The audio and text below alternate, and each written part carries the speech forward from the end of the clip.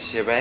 दोस्तों, मकर राशि वाले जातकों का इस चैनल पे स्वागत है। इस वीडियो में हम आपको बताने जा रहे हैं 16 सितंबर 2020 को सिंह राशि के स्वामी सूर्यदेव अपनी मूल त्रिकोण राशि सिंह राशि को छोड़कर बुध प्रधान राशि कन्या राशि में प्रवेश करने जा रहे हैं और यहाँ पर 16 अक्टूबर 2020 तक यानी एक माह की अवधि तक सूर्यदेव कन्या राशि में ही मौजूद रहने वाले हैं।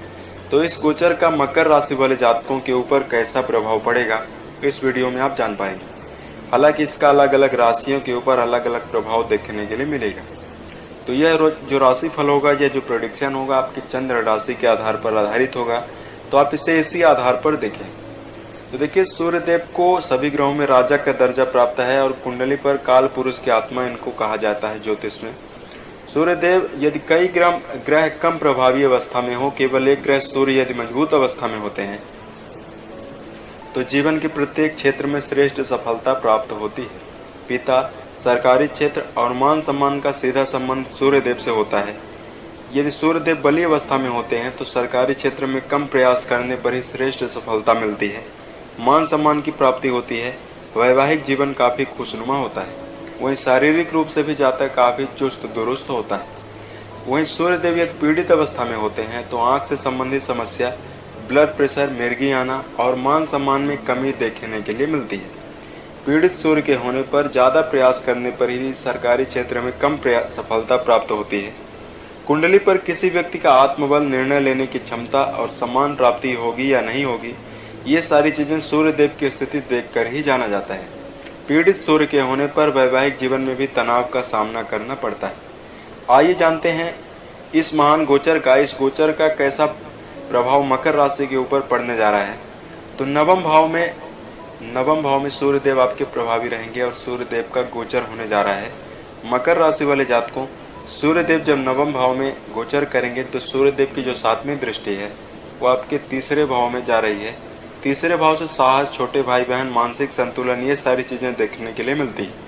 सूर्यदेव के नवम भाव में गोचर होने से मकर राशि वाले जातकों को कई श्रेष्ठ परिणाम जीवन में प्राप्त होंगे। कई क्षेत्र में आपको सर्वश्रेष्ठ सफलता प्राप्त होगी और कई क्षेत्रों में आपको संभल कर चलने की आवश्यकता होगी। यहाँ पर यदि आप निरंतर प्रयासरत हैं तो जीवन में कई संभावनाएं देखने के लिए मिलेगी। नौकरी में पदोन्नति की संभावना बनती हुई नजर आएगी। आपके वाणी और व्यक्तिगत जीवन में जो आपका आकर्षण है वह काफी ज्यादा बढ़ेगा।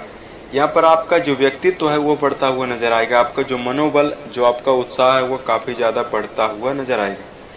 यहाँ पर यदि कोई बड़ा फैसला यदि आप लेने जा रहे हैं, कोई जोखिम लेने जा रहे हैं जिसमें आपका धन का व्यय हो रहा हो, तो आपको अभी रुक कर चलने की आवश्यकता होगी।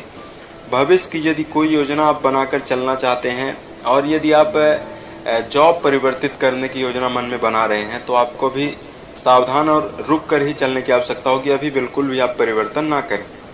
कैरियर की दिशा में आपको संभल कर भी चलने की आवश्यकता होगी। बिजनेस के विस्तार के बारे में यदि आप सोच रहे हैं तो आपको प्लानिंग करने के उपरांत ही करने की आवश्यकता होगी। बिना सोचे समझे आप बिल्कुल भी विस्तार ना करें। यहाँ पर उच्च अधिकारियों के साथ आपका संबंध काफी उत्तम रहेगा।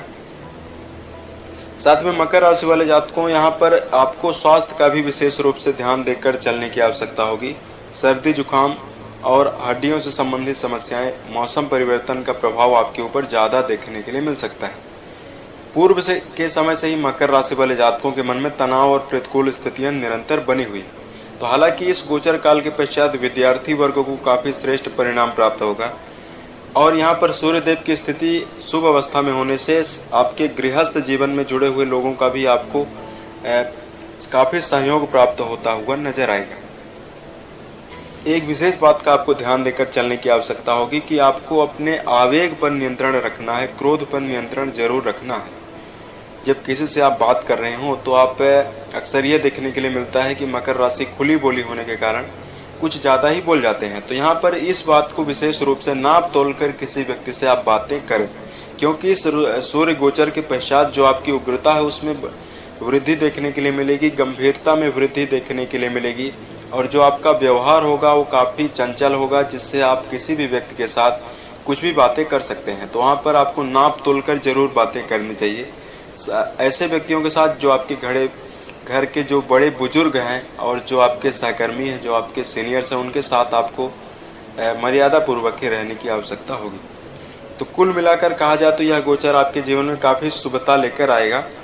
कुछ विशेष बातों का ध्यान देकर चलना है। अभी अब हमने आपको बताया क्रोध पर नियंत्रण रखना है, और स्वास्थ्य को फिट रखने के लिए यदि आप योगाभ्यास करते हैं, सूर्य नमस्कार करते हैं, तो कुंडली पर सूर्य देव के अनिष्ट प्रभाव भी आपके ऊपर से शांत होंगे। साथ में मानसिक रूप से भी आप काफ़ी चुस्त दुरुस्त रहेंगे। तो अपने शरीर को फिट बनाए रखने के लिए आपको व्यायाम जरूर करना चाहिए, सूर्य नमस्कार जरूर करना चाहिए। पिता तुल्य लोगों का आशीर्वाद लेकर ही कोई कार्य जीवन में करें। अनुभवी व्यक्ति की राय को अपने जीवन में आप जरूर लें। सूर्य देव के अनिष्ट प्रभाव को दूर करने के लिए यदि आप ओम सूर्याय नमः मंत्र का जप करते हैं तो स्थितियां आपके लिए काफ़ी शुभ और अनुकूल रहेंगी। पीड़ित सूर्य के प्रभाव यदि आपकी कुंडली पर होंगे और आपके जीवन में दिखाई दे रहे होंगे, तो सूर्य देव से जुड़े हुए इन छोटे मोटे उपायों को करके, आसान उपायों को करके आप काफ़ी हद तक निजात पा सकते हैं। उम्मीद है ये जानकारी आपको अच्छी लगी। यदि आप आने वाले समय में ज्योतिष विज्ञान, राशिफल और धर्म से संबंधित अन्य वीडियोज को आप देखना चाहते हैं तो इस चैनल से आप जुड़ सकते हैं। वर्ष 2020 के सभी महीने आपके लिए उत्तम गुजरें और जीवन में सफलता के सभी मुकाम को आप टच करें।